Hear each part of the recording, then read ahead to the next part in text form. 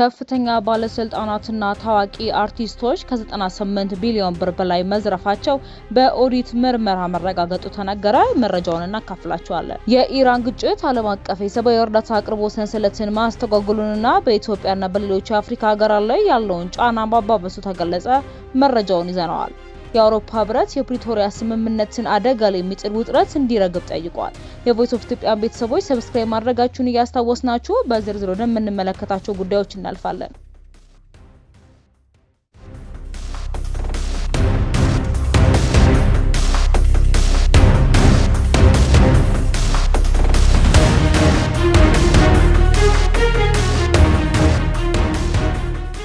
ከፍተኛ ባለስልጣናትና ታዋቂ አርቲስቶች ከ98 ቢሊዮን ብር በላይ መዝረፋቸው በኦዲት ምርመራ መረጋገጡ ተነገረ።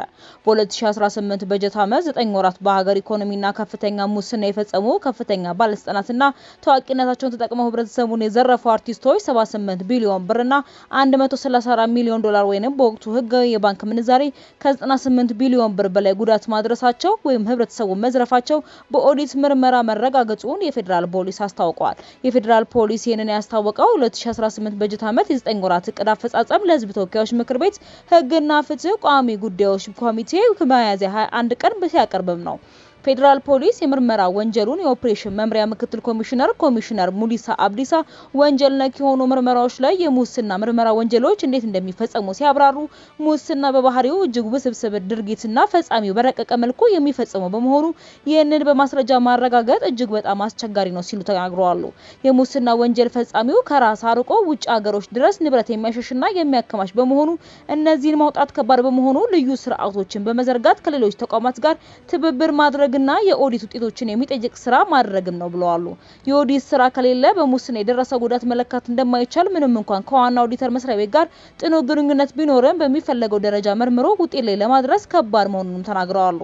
ሪፖርቱን ያቀረቡት ኮሚሽነር ጀነራል ደመላሽ ገብረ ሚካኤል በበኩላቸው ፌዴራል ፖሊስ በኮንትሮባንድ ዝውውር መከላከል ስራው በ2018 በጀት ዓመት የመጀመሪያዎቹ 9 ወራት 20.5 ቢሊዮን የሚገመቱ ሸቀጦችን በቁጥጥር ስር መዋሉን ተናግረዋል። በጦር መሳሪያ ዝውውር ከኤርትራ ወደ ኢትዮጵያ ገብቶ በትግራይ በኩል ለጽንፈኛ ቡድኖች ሊተላለፍ የነበረ 56000 በላይ ጥይትና ከ241 በላይ መሳሪያዎችም ተይዘዋል ብለዋል።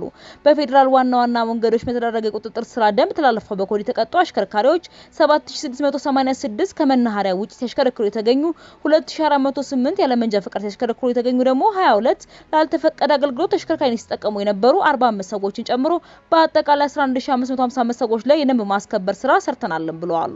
በ2018 ከተመዘገቡ የወንጀል አይነቶች መካከል በአካል ላይ ጉዳት ማድረስ፣ ማህበራዊ ነክ ወንጀሎች፣ ደንብ መተላለፍ፣ አደገኛ ቦዘኔ፣ ሆን ብሎ ሰው መግደል፣ እምነት ማጉደል፣ ማታለልና ማጨርበር፣ የኢኮኖሚ ወንጀሎች፣ አደገኛ ወንጀሎች በአጠቃላይ 8475 በአጠቃላይ መመዝገባቸው ሪፖርት ያሳያል። ኮሚሽኑ በ9 ወራት ፈንጂ ለጫኑ ተሽከርካሪዎች ምርቶቻቸው ወደ ተለያዩ ሀገሮች ለሚልኩ ድርጅቶች ለገንዘብ ጭነቶች፣ ለጉምሩክና የባቡር ጭነቶች ጨምሮ የአጀባዎችን አገልግሎት መስጠቱን አስታውቀዋል።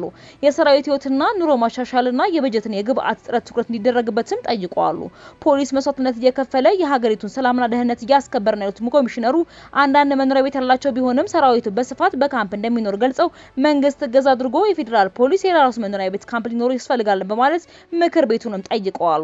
የፌዴራል ፖሊስ ኮሚሽነር የወንጀል ምርመራ ኦፕሬሽን መምሪያ ምክትል ኮሚሽነር ሙሊሳ አብዲሳ በበጀት ዓመቱ የተፈጠረ የምርመራ አቅም በወንጀል የሚጠረጠሩ ሰዎችን እንደ አስሮ እስከ መመርመር ቀድሞ ሊሰበሰቡና ሊመረመሩ የሚገባቸው ሰነዶችን አጠናክረን ወደ መያዝ ነው እየሄድን ያለ ነው ሲሉም የሚል ምላሽ ሰጥተዋል። በአደገኛ ዝውውር በኢትዮጵያ አየር መንገድን በመጠቀም በተለይም ናይጄሪያውያን በድግግሞሽ እንደሚያዙ የገለጹት ኮሚሽነሩ በ9 ወራት ብቻ ከ44 ቢሊዮን ብር በላይ በህገ ወጥ የሐዋላ ዝውውር ተሳትፎ የተገኙ 92 ተጠርጣሪዎችን ወደ ህግ አቅርበናል ብለዋል።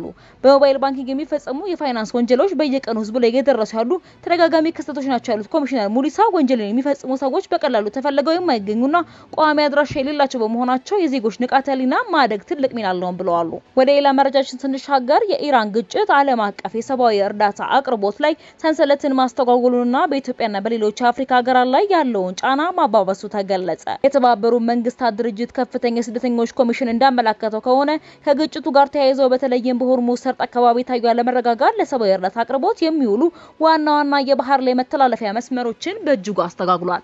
ቀውሱ ለነዳጅ ዋጋ መናር፣ ለከፍተኛ የመድን ኢንሹራንስ ክፍያና በአማራጭ ወደቦች ላይ ለሚፈጠር መጨናነቅ ምክንያት በመሆኑ እርዳታ ለሚሹ ቀጠናዎች የሚደረገው እንቅስቃሴ እንዲዘገይም አድርጎታል። ቀደም ሲል እንደ ዱባይ ባሉ የባህረ ሰላጤ ማዕከላት በኩል የሚገዙት የእርዳታ ጭነቶች አሁን ላይ ረጅም ርቀት በሚጠይቁና ውድ በሆኑ የየብስና የባህር አማራጮች እንዲዞሩ መገደዳቸውን ዩኤንኤችሲአር ገልጿል። ይህ መዘግየት የምግብ፣ የመጠለያ፣ የሕክምና እርዳታዎችን በወቅቱ ለማድረስ እንቅፋት እየሆነ መሆኑንም ድርጅቱ አስጠንቅቋል። በዚህም ሳቢያ በኢትዮጵያ የሚገኙ እርዳታ ፈላጊዎች የሚፈለገው ድጋፍ በወቅቱ ባለመድረሱ ለከፋ አደጋ እየተጋለጡ ይገኛሉ ብለዋል።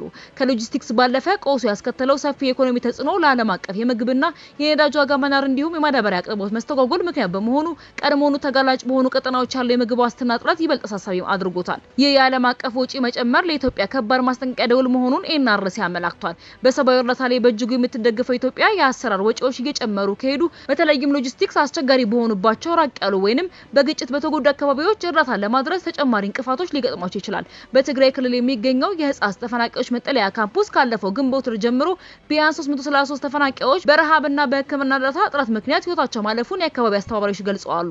ይህ የሟቾች ቁጥር የምግብና የጤና አቅርቦት እጅግ ውስን በሆነባቸው የመጠለያ ጣቢያዎች ላይ ያለው አስከፊ ሰብአዊ እርዳታን የሚያሳይ ነው። በእነዚህ አካባቢዎች የሚገኙ ተፈናቃዮች የምግብ፣ የንጹህ መጠጥ ውሃና መሰረታዊ የሕክምና አገልግሎቶች እጥረት የገጠማቸው ሲሆን ይህም ለረሃብና በቀላሉ ሊከላከሉ ከሚችሉ በሽታዎች እንዲጋለጡ አድርጓቸዋል። የእርዳታ አቅርቦቱ በአስቸኳይ ደረጃው ከፍ ካላለ ሁኔታው ይበልጥ ሊከፋ እንደሚችል ባለስልጣናትና የሰብአዊ ጉዳዮች አስተባባሪዎች ስጋታቸውን ገልጸዋል።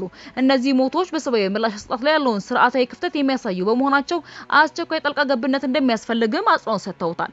የቮይስ ኦፍ ኢትዮጵያን ቤተሰቦች ሰብስክራይብ ማድረጋችሁን እያስታወስናችሁ በሌላ ዘገባችን እናልፋለን። የአውሮፓ ህብረት ትግራይ ክልል ውስጥ ያለው ሁኔታ በከፍተኛ ስጋት የተከታተለ መሆኑን ገልጸው የፕሪቶሪያ ስምምነትን አደጋ ላይ የሚጥሉ እርምጃዎች እንዳይወሰዱ አሳስቧል።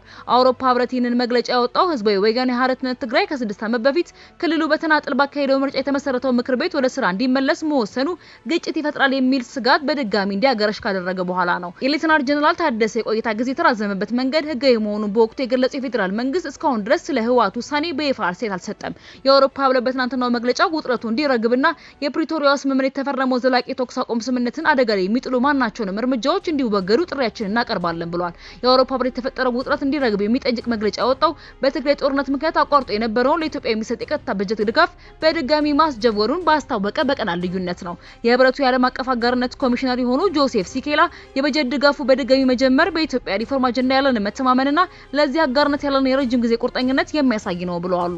ሂውማን ራይትስ ዎች የኢትዮጵያ መንግስት በትግራይ ጦርነት ለተፈጸሙ ወንጀሎች ተጠያቂነት ለማስፈን ትርጉም ያለው እርምጃ ለመውሰዱን እንዲሁም በህወሓትና በፌዴራል መንግስት መካከል የግጭት ስጋት በድጋሚ ማንዣበቡንም ጠቅሷል። እነዚህና ሌሎች የመብት ጥሰቶችን በጠቀሰው ተቋሙ የበጀት ድጋፉን በድጋሚ መጀመሩ ህብረቱ ከዚህ ቀደም ያቀረባቸውን የፍትህና የሰብአዊ መብቶች ማስከበርን ጥሪዎችን የሚክር ነውም ሲሉ ተናግረዋል። የቮይስ ኦፍ ኢትዮጵያን ቤተሰቦች ለተረዝንላችሁ ዘገባዎች እነዚህ ይመስሉ ነበረ። በሌሎች አዳዲስና ወቅታዊ መረጃዎች ዳግም እስክንገናኝ ድረስ በደህና ቆዩ።